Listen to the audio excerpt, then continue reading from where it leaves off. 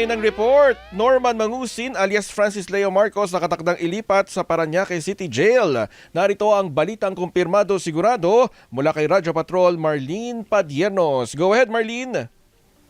Kinumpirmaan ni National Police Commission Vice Chairperson and Executive Officer Commissioner Rafael Calinisan na ililipat ang kusodiya ni Norman Mangusin aka Francis Leo Marcos sa Parañaque City Jail ng BJMP mula sa custodial facility ng CIDG sa Campo Crame.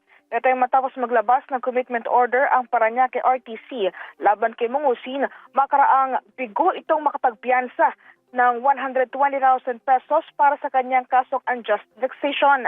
Sabi ni Calinisan, agad ipatutupad ang naturang order ng korte sa oras na matanggap na ito ng CIDG at maisailalim sa kaukulang medical at documentation si Mangusin.